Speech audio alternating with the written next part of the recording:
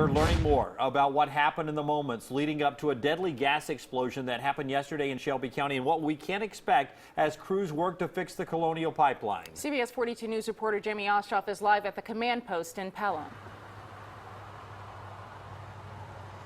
Sherry, Jim, I'm actually across the street from that command post. They are using the old Valley Elementary School over on Pelham Parkway to coordinate the efforts of the some 200 plus people who are working to fix this problem over at the Colonial Pipeline. They told us earlier this evening that no media is allowed on premises, and that is because they have got a lot on their hands.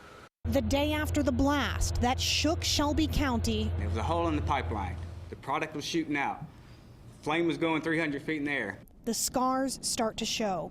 And the people in charge of healing those scars have only begun to tell us how they'll do that. This was a tragic accident. We had a contractor out there that we've used for many years excavating over the top of a pipeline. This contractor has done this many times before. So exactly what happened, how it happened, whether there were steps that were missed, these are all things that we're going to be investigating over the course of the next days and weeks. Environmentalists say scars to the air, land, and Cahaba River seem minimal so far. Our concerns are if the fire goes out and you start having free gasoline moving across the ground again.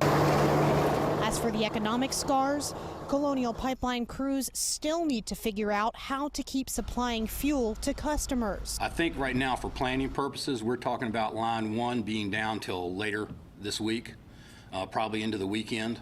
And that's just an estimate, it's just a guess. We still have to get access into the area. But then there are those scars that never really heal. 4 people are still in the hospital, and 1 person is dead. Nobody at Colonial, and none of our contractors want to ever hear that. You never want to go through that.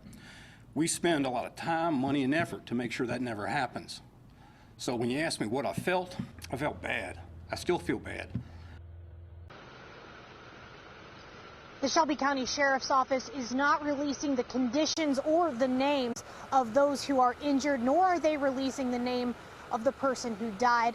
That is all out of respect to those families. Reporting live in Pelham tonight, Jamie Ostroff, CBS 42 News.